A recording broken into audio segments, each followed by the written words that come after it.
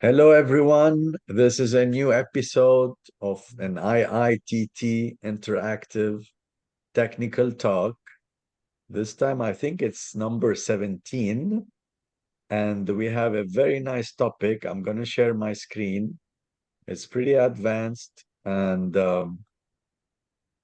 I really like to learn personally about it. Can you see my screen? Yes, not full So I'll screen, but we play do. full screen.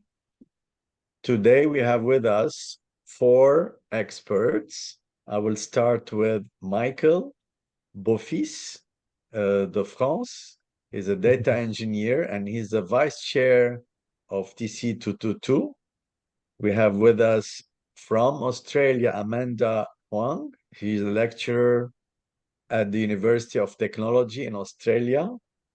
Ashtarout Ammar, assistant professor in Virginia Tech, USA. And Sankar from Hong Kong. He's working with Arup, and his specialty is in the software modeling. And you will see a specific case history regarding our subject, geotechnical building information modeling and digital twins, TC222. And I'm ready to give the floor to our first expert, Mickaël. The floor is Mhm. yours. I will stop sharing and you can share if you have Thank your you, Mark, slides. for this kind And if we can, introduction. yeah, feel free to interrupt if you have questions. Otherwise, you can mute your microphone Mm, Okay, as I so will do. so you should all see my screen now. So I'm very pleased to be here to do the introduction of ISSMGE Technical Committee number 222, which is, as you say, Mark, about building information modeling and digital twins for geotechnics. So our TC is quite new. It's was born in 2022, but we currently already have 55 members from 20 countries. And as you will find in my presentation, this is one of the most digital focused TC from ISSMGE. So the main thing you may ask you when we open this topic is what is a digital twin? What is building information modeling? So I will try to provide you a definition of what it is. So you can see on the picture from GAO that when you speak about a digital twin, that means that there is another twin that is a physical twin, the real environment. And the digital twin is basically the digital replica of real objects, real processes, real systems. So that's something you may already find in other domains, like for example in the industry, very used in aeronautics and building of automobile cars. And the concept of digital twin is that it mimics the physical twin. So both as it looks like the physical twin, but also on its behavior. And the main reason you would like to have a digital twin is it helps anticipation and decision making. And this is done during all the physical twins life cycle. So that may be the main difference between basic, I would say, modeling that is mimicking the physical twin. The digital twin also have this capacity to adapt to the physical twin all during all its life cycle. And this, of course, open opportunities and challenge on that domain, especially for geotechnics. And if you would like to know what is BIM versus digital twin, I would say that BIM is targeting the application of digital twins for construction, for building or infrastructure. So that's mostly the same thing we're addressing when we are speaking about digital twins and BIM for geotechnics. So in a nutshell, I would say it's about having a better geotechnical information management and sharing. That's a key point. targeting what we call fair geotechnical data, so data that are findable, accessible, interpretable, and reusable. It opens the doors to many opportunities, but also there are many challenges we have to solve in order to make it happen. So one of them is the capacity to federate the geotechnical community around the topic of data, especially use the same words in order to understand ourselves. This is also the opportunity and challenge to align and collaborate between drillers, engineering companies, geological surveys, city stakeholders, but also at first academics. We do believe that thanks to BIM and digital twins for geotechnics, we will have the capacity, but also the challenge of the update and reuse of existing data. The idea of having more reusable data, more quality data will offer the opportunity to have a better knowledge of the underground, which we expect would lead to more efficient, more optimized construction. But in order to do that, we will have a challenge around the standards, but also the regulations of they are used in the countries. And of course, this can be a transformation, a transition, what we call a digital transition. And when you are addressing this new topic with some new things regarding information technology, there is a change to be managed, and that could be a main challenge for our topic. So in order to address this very wide topic, we have what we call a council. So the council is basically composed of the chair, vice chair, and secretary. So Magnus Romoen and Mats Karlström for NGI are together with me to chair this working group. And we also have two other core members that we nominated, who are Jelena Nilic and Raymond Koo, that also bring the experience and background on that topic. So you can see on that picture that we have a different background. From NGI, we have companies that are very advanced in new technologies. We have University in Birmingham that is an academic in the academic domain. Raymond Koo in the city stakeholder, and myself as the French Geological Survey. In order to reach this goal, we wrote some terms of reference. So of course, as many other TC from ISSMGE, this is about dissemination, conference assistance. So we are organizing some workshops, symposia, webinars in order to spread the words and work together on that very exciting topic. This is, of course, done outside and inside of ISSMGE conferences. We wrote and write guidelines, recommendation. One of them is about collaboration between standard organization. Data is a key point for us, and so we federate the activities from Building Smart International, Open Geospatial Consortium, AGS, and DIGS, who are together doing some standards for the domain of geotechnics.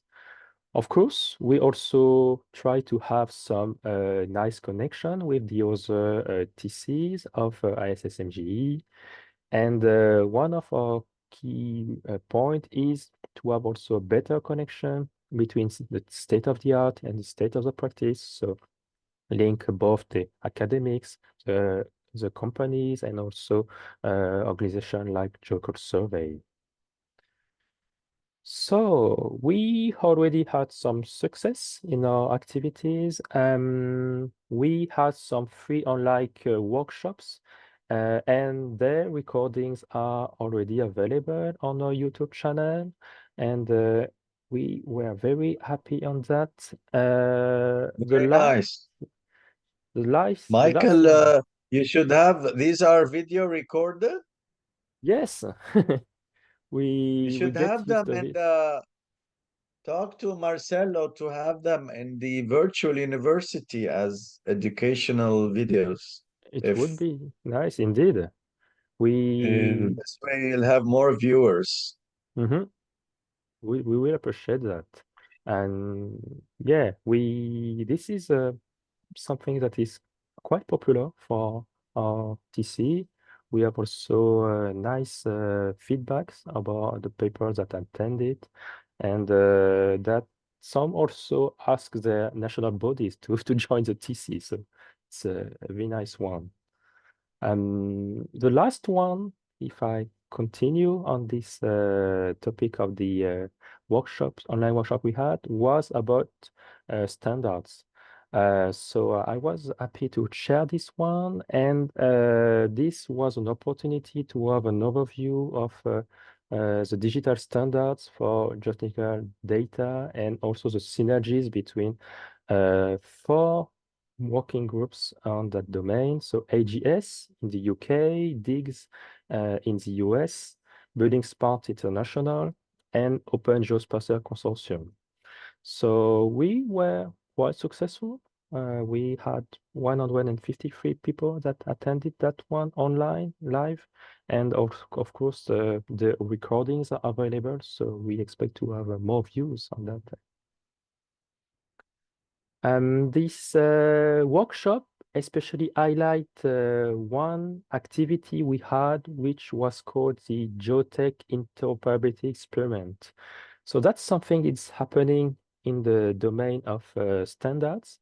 So the beginning of the story was in January 2019, when there was this idea to extend the standards from GIS and BIM that are made by OGC and Building Smart International in order to address the topic of geotechnics. So both have already a position on that.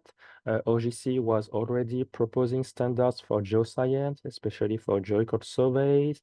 Building Smart International was already doing some standards for civil engineering. And the idea was to connect the two communities in order to do something nice about geotechnics. So while doing it, we had a workshop, physical workshop. It was before the COVID, so we had some physical workshop in Paris. It was a very nice moment for us. And we tried to invite key players on that topic. And this was people working on that topic in France, but also in other countries. And we invited people from AGS and DIGS to join the party in order to have common semantics, common tools, and what we call APIs, so application programming interface, in order to query the data, and also some guidance. So this was the idea we had, something we could do together. And we think that ISSMGE is also a nice platform in order to promote that, to encourage that. And this idea of having a common approach on geotechnical standards led to this activity of the Geotech Interoperability Experiment. So an activity we had since February 2022, and that ended in December 2023 to address the three activities I just mentioned. So deliverables, this activity came to an end, but it's not the end. The idea is that thanks to that, we wrote a white paper that explain our position, explain how we would like to address the topic of sharing geotechnical data together. And there is a much more bigger technical paper, which is basically a wiki that you can read that propose what we call a common conceptual model, identifying the semantic we use in all those standards and how they align together. We also work on the extension of existing OGC geoscience standards, especially the ones that are used by the geological surveys for geology and hydrogeology. We came also to the provision of technical documentation on the use of OGC APIs in order to provide the data in the interoperable format.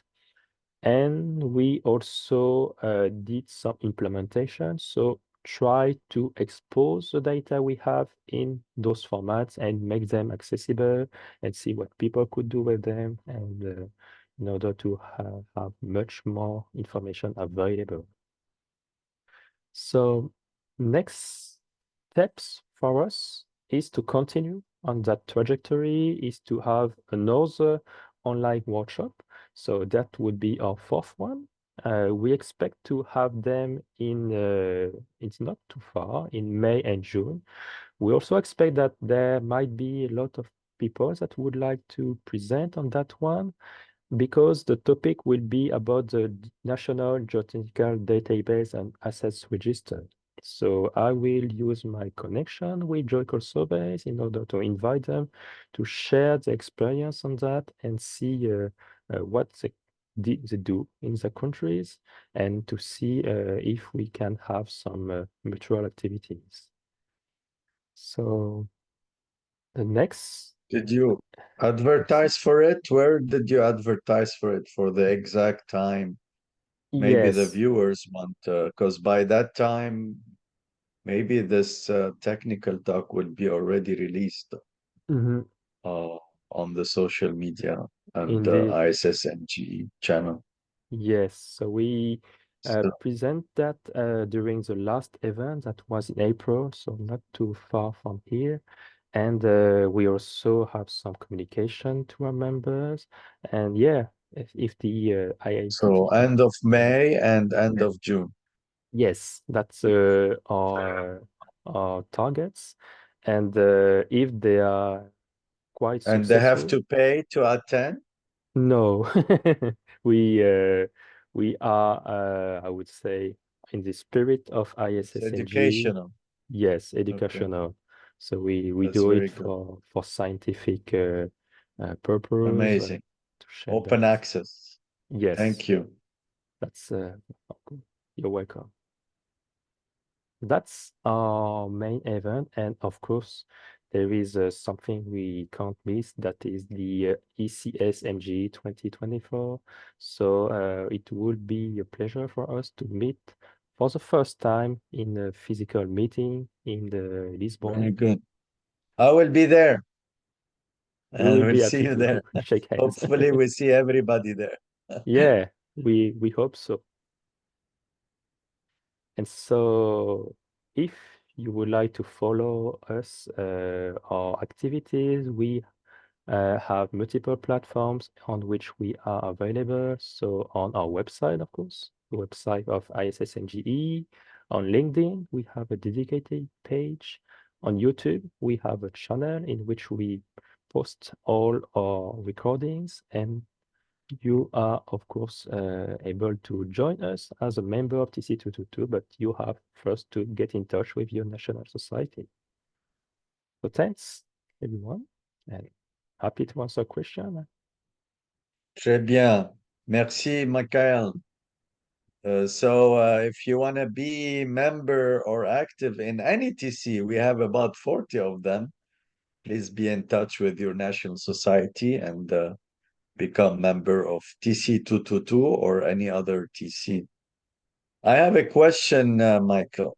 Yes, So BIM and digital twin is done at the design stage, but also during construction. yes, So that's is it used also for value engineering optimization? yeah, indeed. So at first, BIM So it can is be combined with data monitoring and feed monitoring. exactly, as I mentioned, this is something that is supposed to be available all along the life cycle of a construction.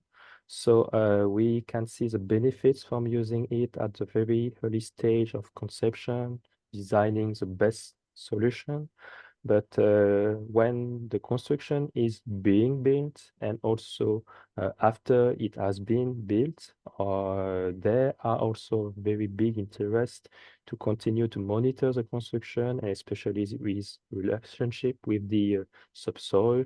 So we can see that probably you will have to take care of its reactions and anticipate possible maintenance.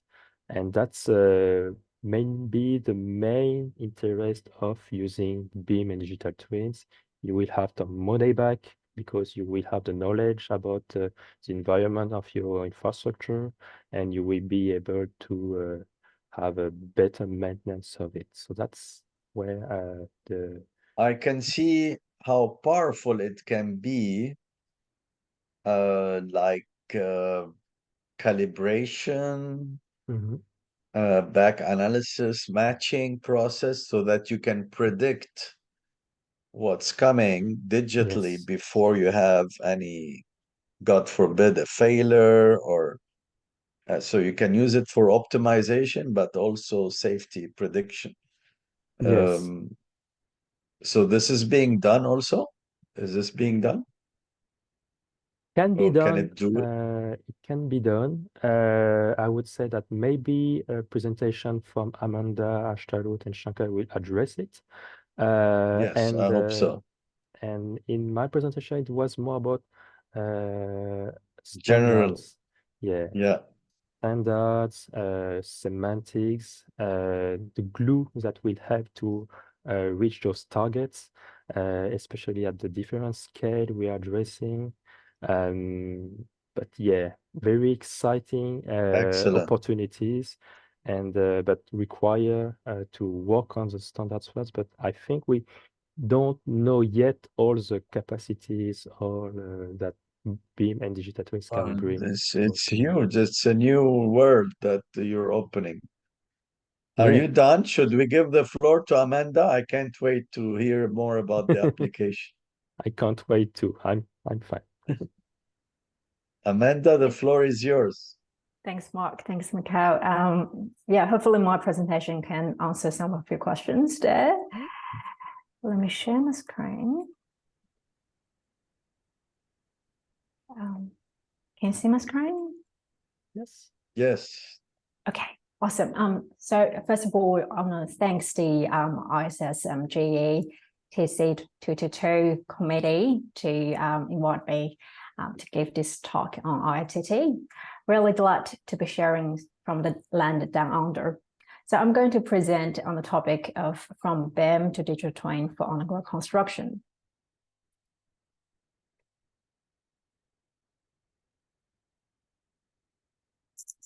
So some basic statistics of Australia. I'm pretty sure there's a similar trend globally for on-ground infrastructure development. So currently in Australia, there are a significant volume of large investment projects encompassing transport, energy, and resources sectors. So the two major subsectors within transport, road and rail, actually account for around 75% of major public infrastructure pipeline in Australia. So there's a substantial increase in tunneling projects, and we are at the stage of building with larger TBMs, excavating more complex geologies, and there's generally an increased risks associated with complexity of ground conditions. And that is probably why an experienced TBM operator actually gets paid more than $300K a year. In total, more than $300 billion worth of projects encompassing transport, utilities, and social infrastructures will be delivered in the next 10 years. So there are great challenges accompanying this development at such a scale. So in the risk dashboard published by Infrastructure Australia, transport projects are associated with different levels of risks. So among them, land contamination, which directly results in budget overrun and project delay, is marked as a high risk, requiring priority management. And on top of that, ground movement and geotechnical issues are marked as critical risks, requiring immediate escalating and focused executive efforts. I think these challenges propose opportunities for better construction risk quantification and workflow to target and mitigating these major issues. So the solutions we established should focus on full life cycle management of underground construction, surrounding and designing and building the asset efficiently and sustainably, while ensure it remains durable over time. So many technologies emerged that have transformed infrastructure design, construction, and management, such as BIM, machine learning, computer vision, and sensing technologies. At the same time, while we're employing all of those for both surface and subsurface construction, a large amount of data encompassing areas of geotechnical, environmental, construction, and durability are generated. So how can we manage and learn from this data so they can generate insights to help evaluate performance and mitigate risk is also a problem we as engineers and academics need to consider as well. With the Industry 4.0 revolutionized the digital transformation of the engineering and construction industry, we have already owned many tools at our disposal to assist underground construction. So in this workflow that I co-developed with my colleagues at Monash University during my PhD, we scanned the entire segmental line tunnel at the Victorian Tunnel Centre, which is actually a physical replica of the Melbourne Metro Rail Tunnel, but obviously at a shorter distance. So the resulting point cloud are digitalized into BIM models. So this digital asset consists in not only the structural load bearing segments, but also the interior fit outs. So they can be actually directly used for some downstream applications. So this scan to BIM technique is a typical process to create a digital asset of existing structures. However, for new structure, the digital-driven approach would be quite different. So one of the core techniques of BIM process is in terms of modeling using parametric relationship. So parametric relationship will be added at the fundamental level of geometries to build adaptive models. So in this example shown below, a trinocular station is assembled automatically leveraging the parametric relationship. Also, semantic or alphanumeric data will be integrated in the geometries as well, depending on the use case and level of development. For example, this rock boat used for geotechnical analysis will require semantic properties such as Young's modulus and densities, and those properties are also assigned into families. Then we're ready to have a model-based collaboration for geotechnical analysis. On the left is how we allow the geology investigation and geotechnical interpretation to be federated in this process. By establishing geological model based on borehole data in the BIM environment, we can visualize structure interacting with the ground in order to identify relations in areas of concerns. So we then instantiate the station model to the project scale, which is shown on the bottom right. It actually intersects with the ground model. So this process is basically reflective of how information generated from different sources in heterogeneous formats could be integrated into a usable model.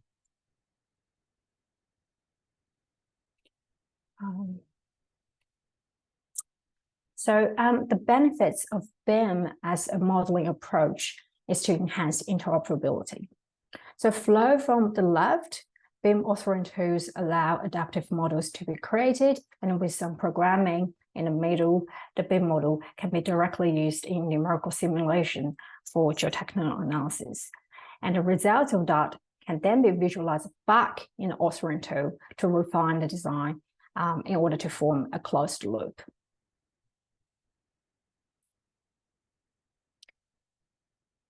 Also, with this BIM-enabled workflow, monitoring data can be incorporated during construction stage. So in this case, we not only visualize the surface settlement analyzed using numerical modeling, but also introduce the actual settlement data recorded by some surface sensors. So this data can also be stored digitally in a federated model and are used for back analysis.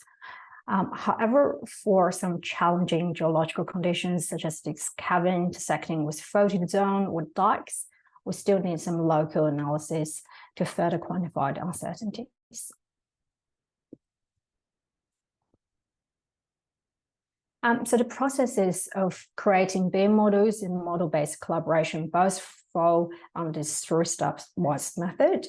And the philosophy is that in order to decrease uncertainties, we need to understand asset as its surrounding environment better by enriching the information.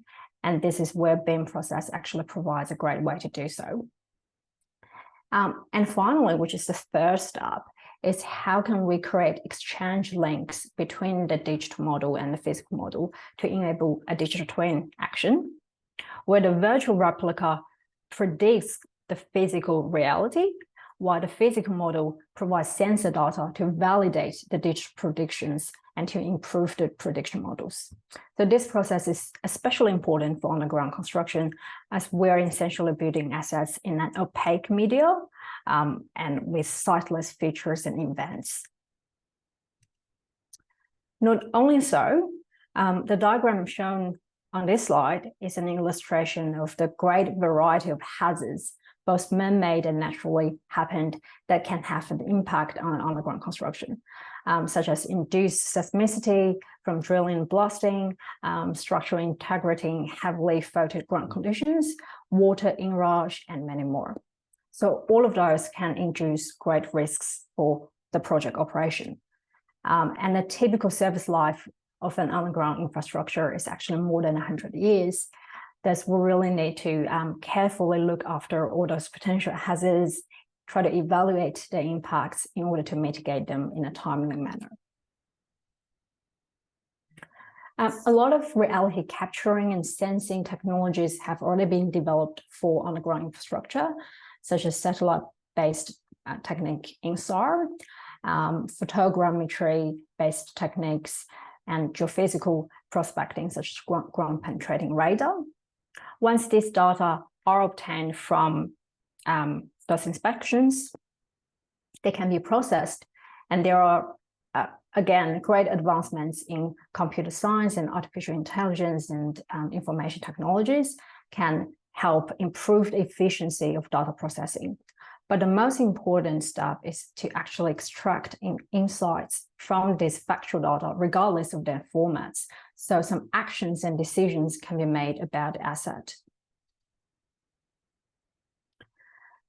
In this case study, we actually demonstrate an example of data-driven predictive maintenance for tunnel infrastructure. So in the framework, we share the same information model established before. After processing data through deep learning algorithms, the lining conditions of the segments are stored. So this is followed by a context model consisted of its geographical location, its service life, and damage status. And then we can generate deterministic model for decision making. For example, the colored risk level is applied for the segment based on the damage severity, so different mitigation measures can be implemented. Another way to explain that framework is it actually follows a workflow from data to information to knowledge and finally to wisdom. So the essence is the geomechanics knowledge database consisting of factual data and interpretations. Then advanced data processing, such as deep learning and numerical modeling, allows for data to be converted to actionable information. Then the database is supporting the virtual model to predict the future, which I believe is one of the most important functions of a digital twin, is because from a management perspective, resources can be allocated more wisely without wasting unnecessary time and money. Ideally, the digital model could predict how much service life is left with the asset.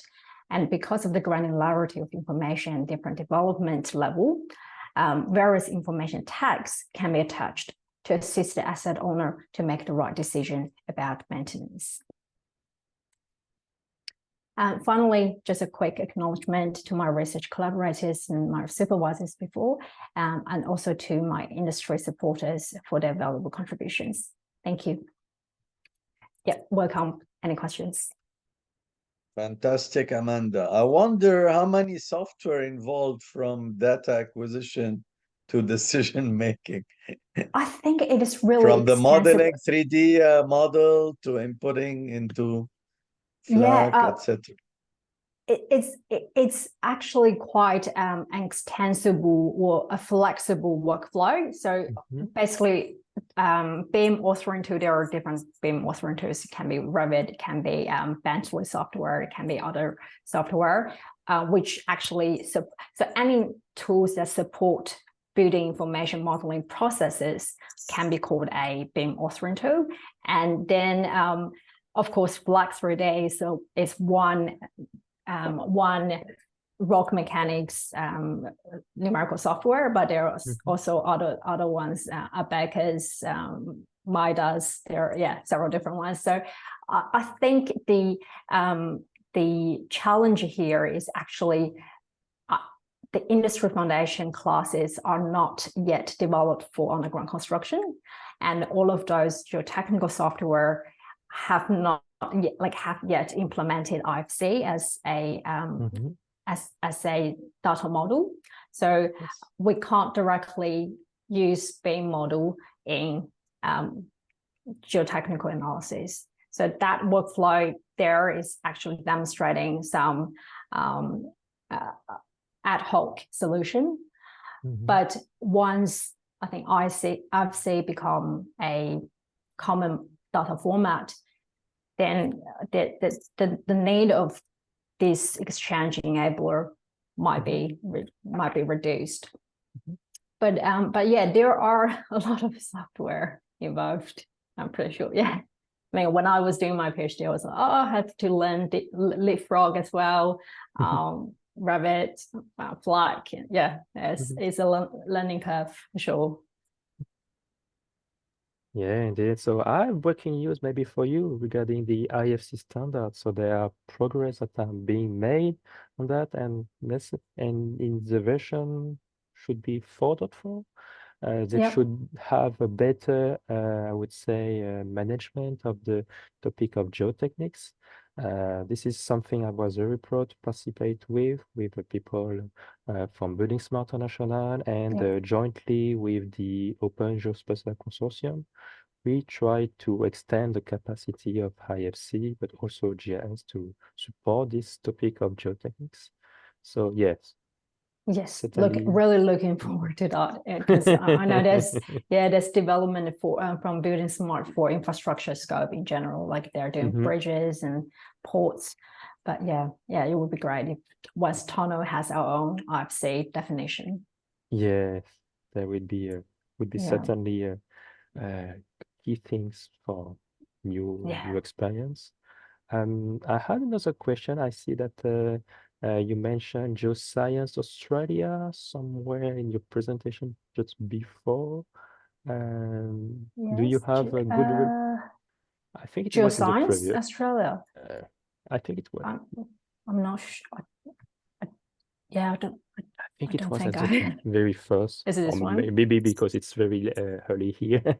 I just wanted to know if you have a relationship with them and working on, especially on maybe them exposing the geotechnical data to make them available to different purposes.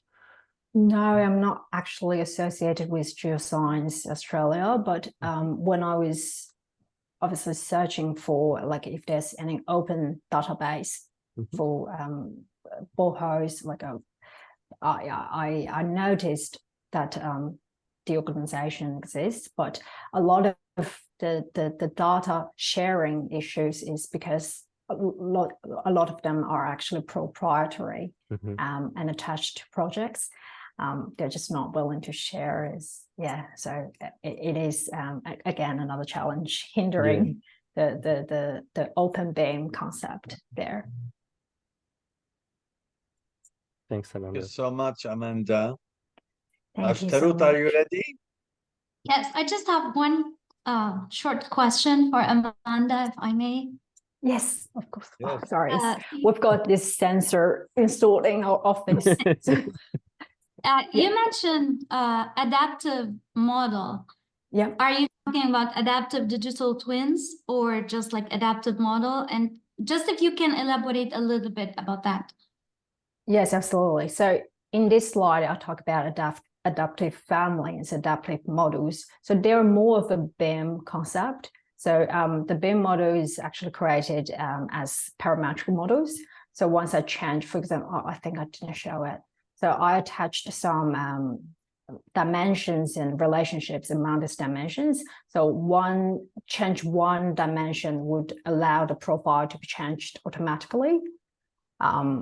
It's something adaptive is actually referring to this. But it would be really interesting to have adaptive digital twin. It is definitely very interesting. Yeah. Thanks. I think Sankar, do you have a question for me? Yeah, I think your scan to BIM is really very interesting, and we are actually doing something on the highways. Yeah. Perhaps there will be an opportunity for us to share and learn from each other later. But equally to just supplement on the adaptive modeling. So Arab, as you know, has like multidisciplinary. They all work in their own little kingdoms. So everything, when one person change in a mega multidisciplinary complex, it actually goes lots of back and forth. So what we have done basically is like a total design automation tool, where basically this adaptive modeling, like if you want to do a foundation file, that would actually involve multidisciplinary changes. You change one, the entire thing can be automatically changed. It's a lot more automated, integrated automated, rather than only a piecemeal automation. And that's where the adaptive modeling will be very helpful. Absolutely. Totally great. So I can actually stop sharing and. Very good, very good. Very interesting. Ashtarout, the floor is yours. Yep. Can you see my screen? Yes, all good. All right. Okay, so thank you again for this invitation. I'm really honored to join you today and to talk about my research topic, which is mainly related to digital twins for transportation asset data management. So I'm taking it to a different perception here. So first, to start with a 360-degree of transportation assets. So in the US, the transportation system is basically distributed into three major systems: bridges, pavements, and a wide variety of ancillary asset classes. And these include assets that are critical for highway safety, such as traffic lights and signals, and also assets that are important for mitigating climate change, such as culverts. In the States, the Departments of Transportation, or DOTs, are responsible for maintaining and managing transportation systems. And in order to do this, they develop asset data management plans. And also they have transportation asset management systems. So TAM, or Transportation Asset Management, is a data-driven system that would allow state DOTs to maintain the assets to a certain condition with the desired serviceability. So with the emerging of technologies and also the increase of demand on sustainable infrastructure, there's a new perception of operating and maintaining transportation system. And this perception is that instead of expanding the existing system, it is more about leveraging the value of the asset data. And in order to leverage the value of the asset data, in other words, this means to use technologies in order to digitize that asset data and consider data as the new oil, or some also say that data is the new gold. So how asset management intersects with the vision of digital twins. So regardless of the industry, the elements of the digital twins are the physical environment and the digital environment and the data that connects them. However, for the infrastructure assets or for the transportation system, what really matters are the different data sources or the heterogeneity of the data and how we can collect this data. So for that purpose, the way we define digital twin for infrastructure assets is the digital representation of an actual physical asset or a system of assets or also processes that should be connected bidirectionally through geometric and semantic data. And this data should also be integrated with layers of spatial data of the surrounding environment and also linked with real-time data. So in this definition, we highlighted the different data sources that should come from the semantic data, or geometric and semantic data, the spatial data that usually comes from or can be extracted from GIS, in addition to the real-time data that can be collected using emerging technologies. So this realm of data technology should be enabled through open standards, mainly industry foundation classes, IFC, and also CityGML, if we're talking about data coming from GIS, and also with enabling technologies. And this should be enabled with IoT, cyber physical system, and also information technologies that would help with the data analysis, such as artificial intelligence. So this data that will be gathered in real-time manner, in addition to the historical data aggregated throughout the asset life cycle, will allow for the development of analytical models. And these models should be data-enriched models that can be used in order to conduct what-if simulations that would help to perform predictive and preventive maintenance. And this will allow, of course, for optimized performance management in order to support data-driven decision-making. So as we can see here, there's a huge intersection between the vision of digital twins and transportation asset management. They're both data-driven processes, and they're both, the purpose is to optimize the performance management in order to support data-driven decision-making. So by integrating the open standards, mainly IFC, CityGML, and also like the data collected through using intelligent transportation technologies, and also enabled through IoT, this will allow state DOTs to have better data collection, better data management and visualization, and of course, better data analytics. This will enable for creating one true source of data that would support seamless integration and of course allow for better decision making. However, where we are right now with the transportation system, and mainly because BIM for infrastructure has been recently introduced, it's more mature with the vertical construction, but it's not as mature in the horizontal construction. So we still have a long way in order to create those asset data enriched analytical models. So as you can see here, the base is with data collection, and the top is in order to create those data analytical models that would allow us in order to conduct these what-if simulations or predictive and preventive maintenance. However, we need to pass with the middle ones, which are by enriching the data and also data digitization. So in order to enrich the data, we need to identify the essential asset information, of course, to define the data models and improve data quality. And we need to digitize the data. So we need to transform the asset data into more structured databases that can be easily integrated and can be easily shared.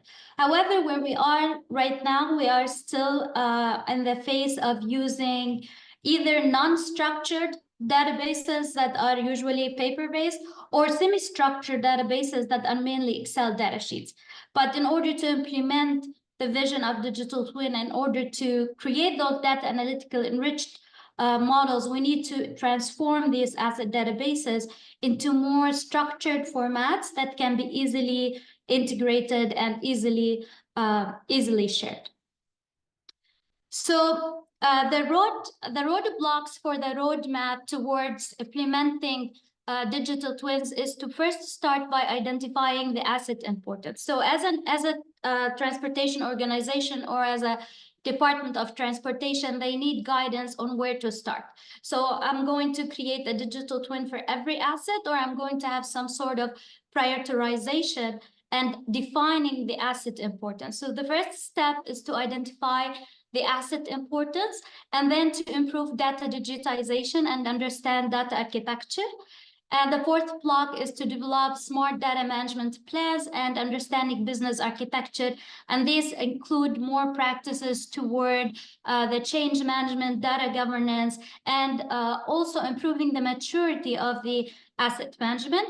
In addition to these, we need to identify cost structure and the perceived benefit streams, and finally plan for continuous improvement. So this is more of a roadmap toward implementing the vision of digital twins for transportation asset data management. And the main objective is to allow for cross-asset resource allocation decisions that would consider multiple objectives whenever we're talking about a fully digitized transportation system. And I would like to mention that this is like an ongoing research. So we started working on some of these blocks, but it's a long way in order to work on the whole vision. Toward where we are right now and what we need to do toward implementing the vision of digital twin. Showing us the power. Yes. The power and the future. Yes, I hope so. Great work. So for like from a practical perspective, what does this all mean? So if we are going to compare, for instance, the traditional way that departments of transportation now implement for traffic sign inspection. So traffic signs that are mainly important for highway safety, they need to have a certain level of retroreflectivity so that drivers at the night can see the stop sign. So the way that now DOTs inspect those signs is that either, as you can see in the first picture, someone would drive the truck along the roadway during night and visually inspect the sign, which is definitely not cost effective and also not safe, or using retro guns, and they need to do this manually for every sign. And if we're going to talk about the number of only traffic signs for a state DOT over the state, we're talking about maybe more than 300,000 signs. So imagine doing this for every sign in order to maintain or to make sure that they have those signs with a certain retroreflectivity based on the standards. Plus, in addition to that, the way they have those signs managed is using different systems that are not connected and having different data over so many different systems. However, if we're going to implement the vision of digital twins for asset data management, the state DOTs need to know which sign needs to be replaced. So when I need to replace my sign based on the sign performance, based on the sign retroreflectivity, instead of just making a decision that every 5 years, I'm going to remove all my signs in my state, on my state highways, and just put new ones. Whether they're good or bad, we don't know. But that's the way they do it right now. So on the other hand, implementing the vision of digital twin will allow for replacing these different systems by creating only one system, by integrating digital twins and also artificial intelligence to create an intelligent data management system. This will allow for creating a centralized database, extract data from silos, and have all the sign data in one place where we will have all the information about the sign, including the inventory, the location, the dimensions, when the sign was installed, when it was inspected, any information related to the sign condition, retroreflectivity, and also deterioration curves that will allow us to conduct predictive maintenance and preventive maintenance. And in that way, state DOTs will have decision-making based on data, and based on this data, they will be able to know that this sign will last more, this sign will last yet less, when they need to change this sign, and also to use this information for future, also for future design. So if you would like to read more about this in details, you can check my recent publications on this topic with the Transportation Research Record. You can also access them via my LinkedIn or my Google Scholar. And thank you again. I'm happy to answer any of your questions.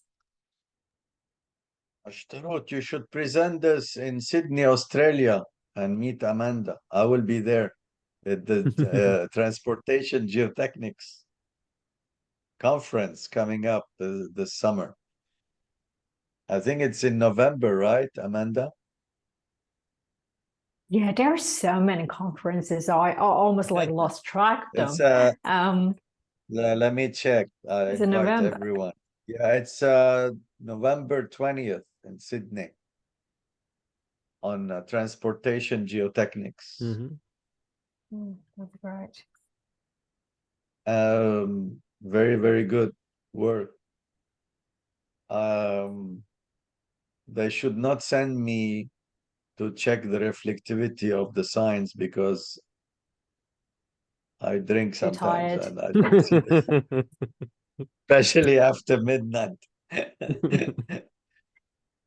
Sankar, I'm sure you have good stuff to tell us. I mean, we already discovered how wide and powerful this TC222.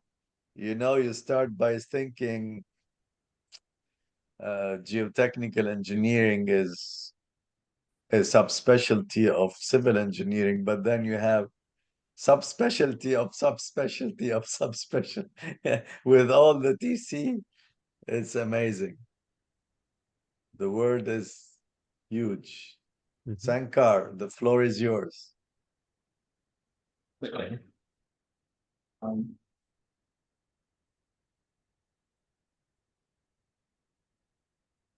See my screen? Yes, very good. Okay. Morning, evening, everybody, and thank you so much for inviting a non-geotech engineer or a non-engineer for this technical talk. I hope I can share something relevant to all of you. We learn from each other. Yes, I come from a software background and been in Arab for the last 6 years, learning the basics of engineering.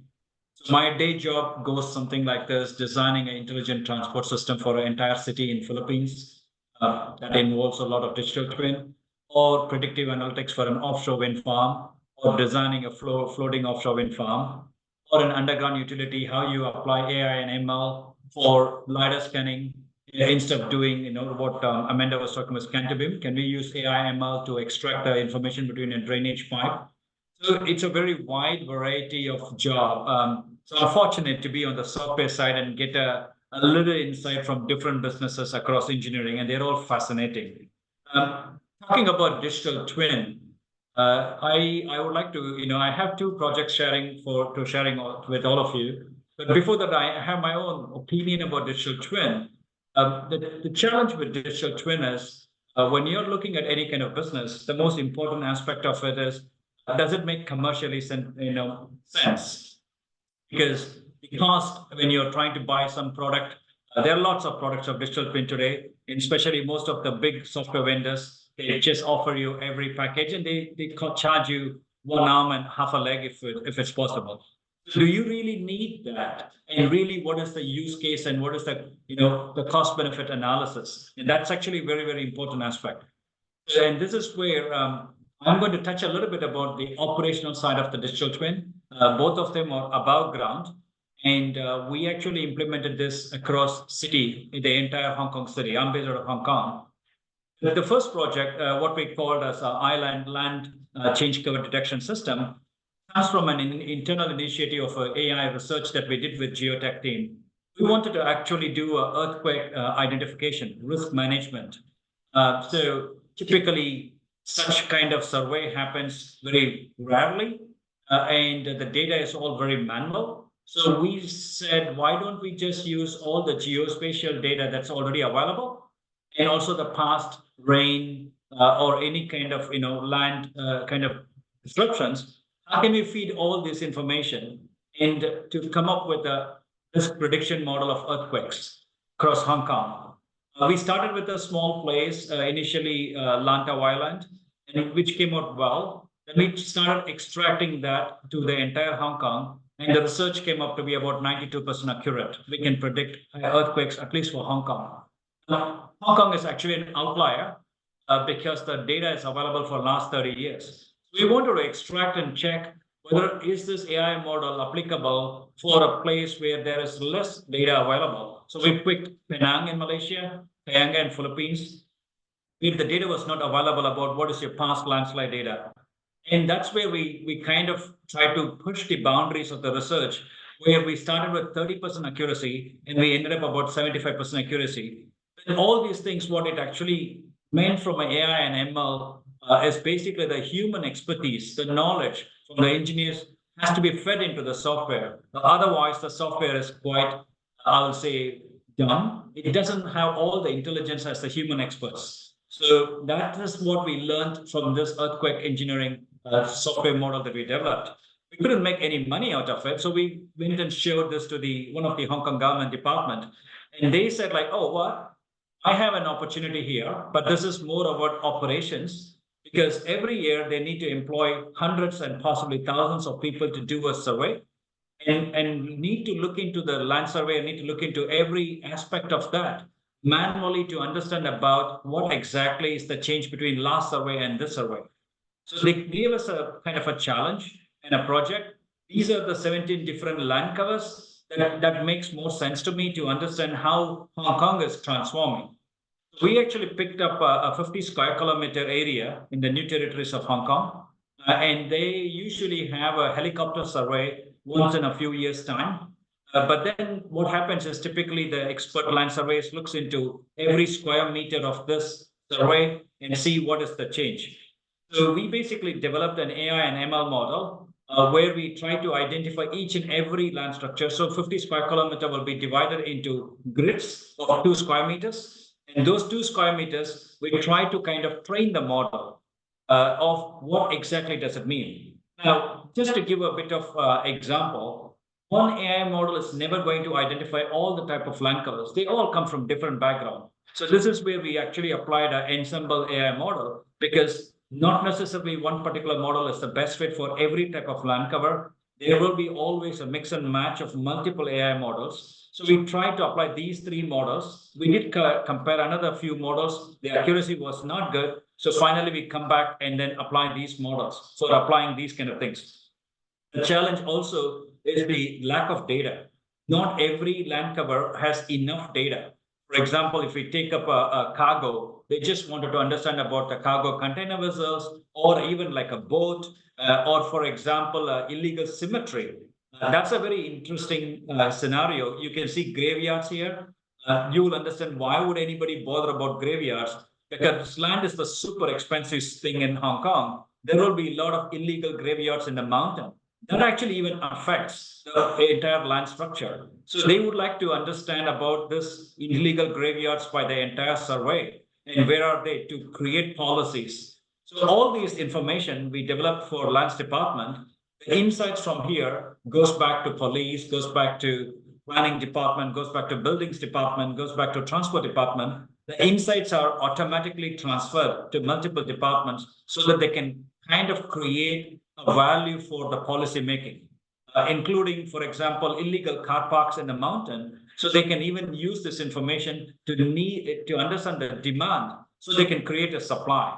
So that was the business case that they wanted to achieve. So this is what we kind of finally did, the outcome, because all that we get is a shapefile of the entire map. And the map is not going to be like only one thing there. The map is actually going to be a mixture of buildings, mixture of water, greenery, and so on. And we created this software model, plug in as one particular software, and integrate that with a geospatial software, so that they basically have only 2 steps. Import the entire map information. The AI will basically run the process and give an output by coordinates. What is the difference in percentage? So it will basically show you all this kind of stuff, saying that the percentage difference between the last year and this year. So now the government is actually expanding this software kind of to other larger area. The good thing about this entire software, we use open source software so that you don't need to pay a lot of license. In fact, this entire software model is running on an on-prem GPU rather than a cloud. We use cloud for training, but ongoing cloud is going to be a lot more expensive. And so we basically deployed this in an on-prem GPU that saves the money for the government as well. So there are multiple levels you can see here. So the level 2 is basically the easier ones, like in a very high level. As you go to level 1 and level 0, there will be a lot more details. For example, if you go to level 2, anything green is vegetation. That's a bit more easy. Then level 1, you're trying to define by the height of the vegetation, something about 6 meters, something about less than 2 meters. But then in level 0, we also need to differentiate that into individual trees and mangroves and grasses. So that is the complexity. The accuracy that was expected was about 80% by manual inspection. So the interesting thing about any AI model is how do you really confirm what the AI says is reality? So we had an expert land surveyor basically keeping about 5 kilometers of an area, which they would not kind of release the data set.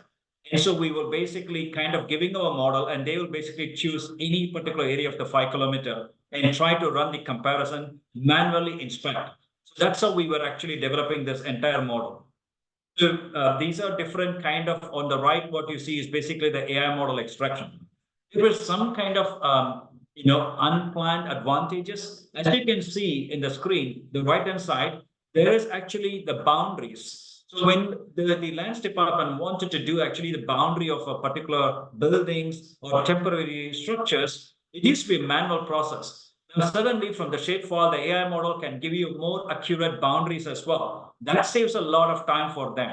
So in a way, this is kind of a digital twin use cases in operation where you can save substantial amount of time, but you can create analytics value, not just only converting a 3D model where you can get a 3D look and feel, but real value is coming from what do you do with that data?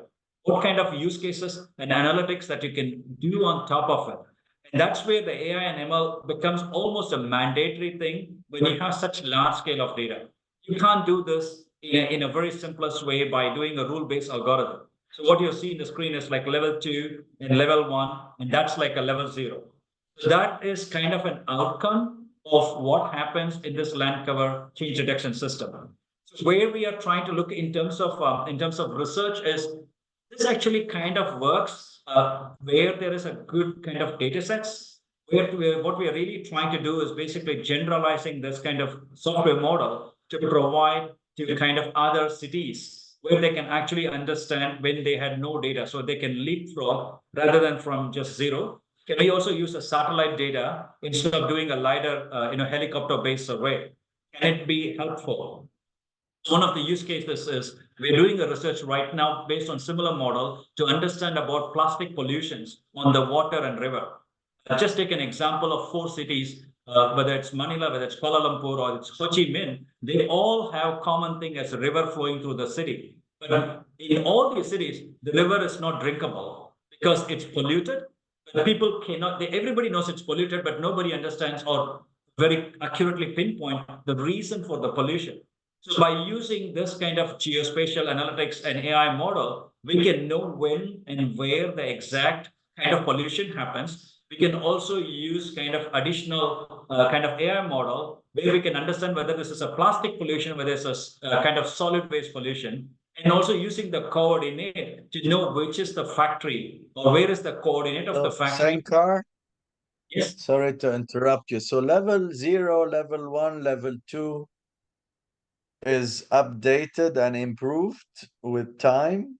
So AI can and you do from one area survey, accurate survey, and AI will expand itself in other areas So to as go in long as mountains. uploaded, I'm the trying survey. to understand how it works. Because you can have below level 0, level minus later. Absolutely. As long as the modeling is a kind of more accurate, then you can actually go above and beyond. So what we have done is basically we've created a software that runs on a GPU. So as the survey space increases, they can always keep feeding in, and the software can just automatically do. It doesn't matter whether it's 50 square kilometer or 500 square kilometer. That can automatically do. Where the model needs to be enhanced or developed is, for example, if you want to have a new feature, and that new feature need to be added on top of the existing features, then the model needs to be further developed. Nice. Here I see the warehouse as temporary structure, but And we the also houses are have illegal construction dump sites, because the government want to understand where are the hotspots for construction dump sites. very nice. Yeah. I see how it can help with environmental studies, like you said, with the river pollution. Correct. Interesting.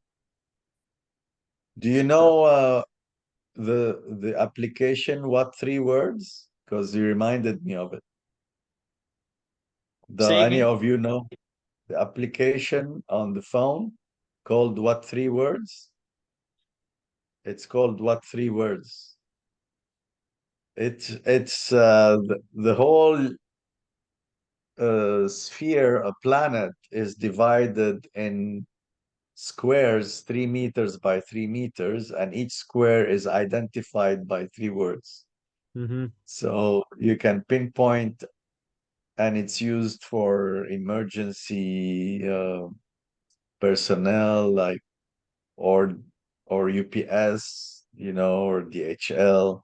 That you know exactly, like you are in the room now, or if you download the application, you can tell with 3 words where you are. You give me those 3 words and I know exactly where you are. It's kind of GPS, but even more powerful. So you reminded me with all these squares of that application. Very nice. Keep going. Sorry to interrupt. No problem. So then the next project references, which actually we just finished for We're the, running again, a little bit out of time, but I'm going try to to run run. through this quickly. It's my fault. So this is basically the Environmental Protection Department, where we are kind of again designing, or this is for operation construction stage, in a way, digital twin. So their problem is every time you have a major construction, so basically you need to get a permission from the EPD to say that I'm not going to emit more noise than allowed. But this is a very manual kind of process. But it also actually, the second problem is there are a lot of kind of, when you have renovation work inside your home, then they need to get permission as well to say how much noise are you going to emit. So noise is a serious problem for a high density like Hong Kong. So this is a project that we said, like, this is an open space, open source geospatial software we developed, where if you imagine yourself to be a construction, contractor, you can basically go and define where is your construction site. And basically, the next step would be, we will kind of let them know we already loaded more than 10,000 construction equipments, and they just need to drag and drop and say, these are the equipments that I'm going to use in my construction site. And based on that, we will basically tell them, based on our acoustics experience, that all these equipments is going to be kind of creating a certain noise. And that noise, and we will also see the green colored dot around it within the 300 meter. There is a hospital, there is basically a school, there is an elderly care home. And according to the Hong Kong ordinance, you're not supposed to make more noise than a certain level. By the way, you're out of order. So then we will also recommend to them a kind of a mitigation principle, whether by changing the equipment or changing the process. They can basically kind of say that you can do either this or that, and they can automatically choose to do whatever the suggestions are based on the cost. And as long as they finish all this process, and then we will say, like, now you're okay within the limit, and now you can submit your application form. You can treat it as like a self-service process. Now, why would it be considered as a digital twin? From an EPD perspective, they can actually have the entire Hong Kong's data, construction data, in a single platform. And that is only possible when they give a useful use case for the contractor and a consultant to engage with them. And this project has been rolled out in December 2023, and it's still in the pilot stage, and it's made free of cost. It's open source, the software, and so that all these people can engage with them. And finally, there will be a report. The contractor can even submit automatically. Now, what used to be more than 4 to 5 months process of going through this, with a contractor and an EPD, now become only a few hours, and it will be approved in a couple of days. So you can imagine the efficiency from the contractor angle and the EPD angle. But the bigger aspect of this is basically the entire Hong Kong's construction data, noise data, is in a single platform, and that's what they would like to achieve. Where we are actually going to look into the next step is basically we're going to connect this with a ChatGPT module, because instead of just going a reporting based, this is old school, the ChatGPT can automatically inquire all the construction projects of a particular contractor, or all the kind of noise emitting projects. All these things can come in real time without needing to do a single line of programming. So that is where we are looking into the next generation, a digital twin enabled by ChatGPT to provide you most advanced information. So I think those Quick were question. my kind of... Yes, please. I'm done actually. So I'm if happy you to... have if you're studying the noise pollution, let's say at the hospital, and you have a construction project ongoing, and it's at the limit, and then you have another construction project applying to start, the system AI or your digital twin can detect that no, you cannot start until they finish, or what's yes, the that's story? a brilliant question. What will happen is basically both these overlap of two construction sites within one, because we could have approved one, but while there are multiple constructions starting at a later period, there will be an optimized value given to them. And then this will be an automatic also. So it will be learning and adaptive. So it's interactive. You would tell the first construction you have to reduce, or you have to finish quickly? It is an operational part, but the EPD will come to know that this is actually a new construction. So basically the software will recommend them to make it lower or even more optimized, and EPD will be actually taking care into kind of an ongoing conversation with these contractors, because they understand, the contractor will never understand why it's been given as low. It's the EPD who has the total source of truth. So they will be able to engage and give an advice on top of this. Interesting. Keep going. Yeah, I'm actually done with my two project Wonderful. in the Amazing. So happy to answer any questions. Thank you for helping the engineers in Hong Kong and the government. Engineers, because all this software will never be possible without my acoustics engineers, without my geotech and structural engineers. The biggest challenge for us is we don't understand anything that they talk about on the day one. Every single time we go to them, we just ask them to show me some picture. I just don't understand any terminology, what you guys are talking about. Well, on the next IITT next year, you will be an expert, I'm sure, in engineering, if you keep interacting with us. Thank you for being with us, all of you, one by one. I don't know if you have closing remarks before we stop recording. Thank you so much. This is a really interesting talk, even though it's past midnight and I'm very sleepy, but it's a proof that those talks involve experts from all around the world. Thank you very much. Thank you, Marc. Thank you. Bye.